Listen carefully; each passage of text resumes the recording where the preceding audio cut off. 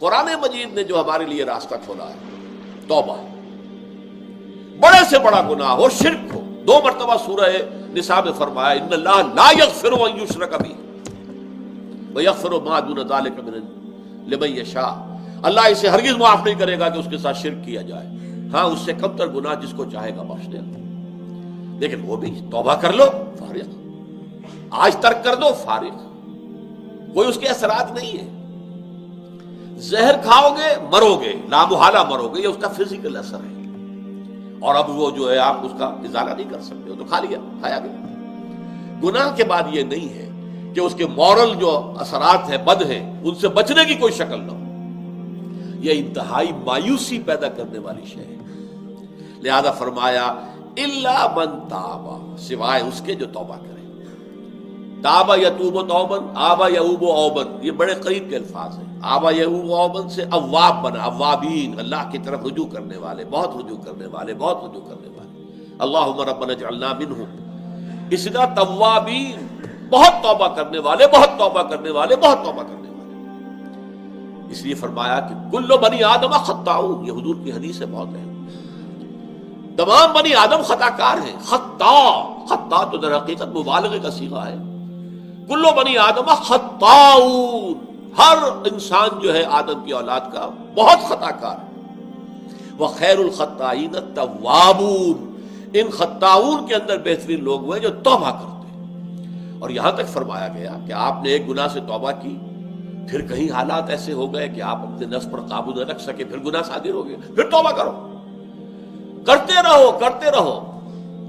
بہت پیارے جو اشعار ہیں یہ سربت کے ہیں۔ باز آ باز آ، ہر چی ہستی باز آ، در کافر و گبر و بت پرستی باز آ، این درگہ ماں درگہ نومیدی نیست، 100 بار اگر توبہ شکستی باز آ، آؤ لوٹو پلٹو، اور یہ کہ تم نے 100 مرتبہ بھی توبہ پہلے توڑی ہو تب پھر توبہ کرو، پھر باز آ جاؤ۔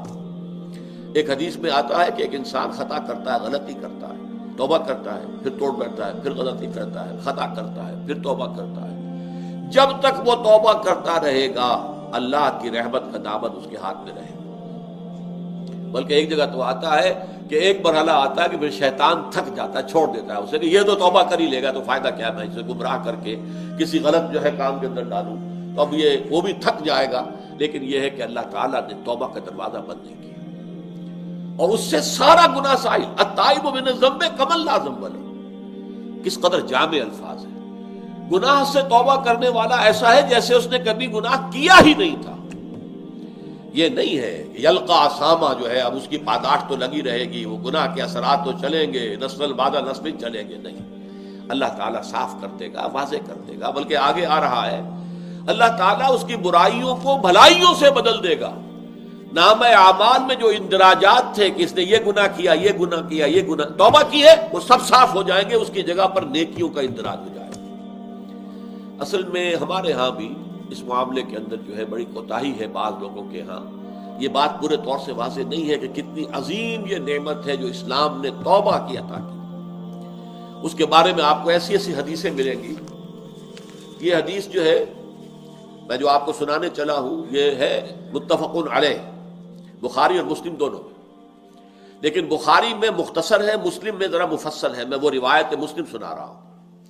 للہ اشد فرحا بتوبۃ عبدہ حین یتوب الیہ من احدکم کان علی راحلتہ بارض فلات فانفلتت منہ وعلیہا طعامہ وشرابہ فایس منہا فأتى شجرة فاستجع في ظلها وقد أيأس من راحلته فبينهما هو كذلك إذ هو بها قائمة عنده فأخذ بختامها ثم قال من شدة الفرح اللهم أنت عبدي وأنا ربك أخطأ من شدة الفرح۔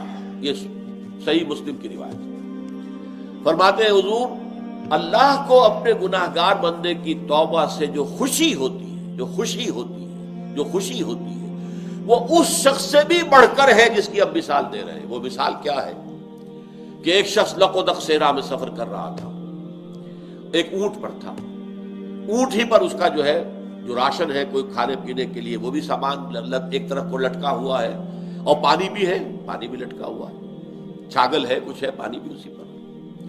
کہیں تھوڑے دیر کے لیے رکتا ہے اور وہ رک کر وہاں پر آرام کر رہا کسی درخت کے نیچے۔ اب آنکھ کھولی تو دیکھا اونٹ غائب۔ اس اونٹ ہی کے اوپر اس کا کھانا بھی ہے، اس کا پانی بھی ہے، وہی سواری بھی ہے۔ وہ دوڑتا ہے شمال میں، جنوب میں، مشرق میں، مغرب میں، دوڑ دوڑ کے کہیں اس کا نشان نہیں مل رہا۔ مایوس ہو کر ایک درخت کے سائے میں بیٹھ جاتا ہے، گویا کہ موت کے انتظار میں، کہ اچانک دیکھتا ہے کہ اونٹ تو ہے، کھڑا ہے، موجود ہے۔ اب جو اس پر جسے کہتے ہیں شادی مرگ، اتنی خوشی طاری ہوئی اس پر، اتنی خوشی طاری ہوئی کہ وہ کہنا تو چاہتا تھا اے اللہ میں تیرا بندہ تو میرا رب، کہہ یہ بیٹھا اے اللہ میں تیرا رب تو میرا بندہ۔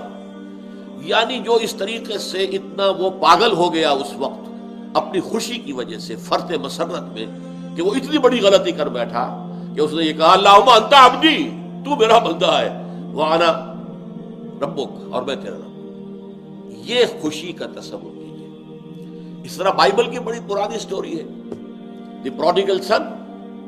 ایک شخص کے کئی بیٹے تھے، ان میں سے ایک بیٹا نٹکھٹ تھا، شریر تھا۔ اس نے کہا میرا تو ابھی وراثت کا حصہ جو ہے منتقل کر دو مجھے۔ وہ زبردستی اپنا حصہ لے کے جو ہے وہ چلا گیا، پھر سارا عیش عشرت میں اڑا دیا۔ اب وہ بالکل مفلوق الحال ہو گیا، کوئی پیسہ پاس نہیں تھا۔ اب وہ باہر چاروں چار جائے گا کہاں؟ کل شیء یرجع الی اصلہ، آیا باپ کے پاس۔ باقی بیٹے اس کے جو کاروبار کر رہے تھے یا جانور پال رہے تھے، سب کچھ اس کے پاس تھے۔ اب باپ نے اس بیٹے کی آمد کی خوشی میں جشن منایا، دعوت کی۔ بیٹوں نے شکایت کی ابا جان یہ آپ کا وہ شریر بیٹا جو زبردستی اپنا سارا حصہ لے کے چلا گیا تھا، اور اس کی آپ اتنی آؤ بھگت کر رہے ہیں۔ باپ کا جواب کیا تھا؟ بیٹو اگر تم کسی گلے کو لے کر جا رہے ہو اور اس میں سے ایک بھیڑ گم ہو جائے تو کیا تم پورے گلے کو چھوڑ کر اس بھیڑ کو تلاش کرنے کے لیے نہیں نکلو گے؟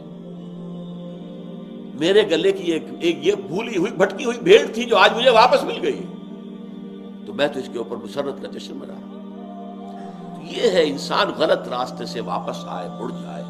التائب من الذنب کمن لا ذنب له، اور اس کے لیے فرمایا ہے جب تک موت کے آثار شروع نہ ہو جائے، ما لم یغرغر، جب یہ جان جو ہے یہاں آ کر ہنسلی میں اٹک جائے، کلا اذا بلغت التراقی وقیل من راق وظن انہ الفراق، یہاں اس کے بعد تو موت کا دروازہ، توبہ کا دروازہ بند۔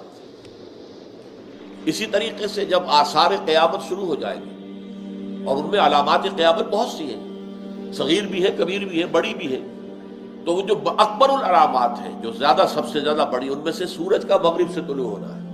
جب وہ ہوگا تو توبہ کا دروازہ بند ہو جائے گا۔ اب اس کے بعد کسی انسان کے توبہ کرنے کی کوئی حیثیت نہیں ہوگی۔ لیکن جب تک موت جو ہے وہ اس طریقے سے قریب نہیں آ گئی ہے، یا قیامت اس درجے قریب نہیں آ گئی، اس وقت تک موت کا دروازہ کھلا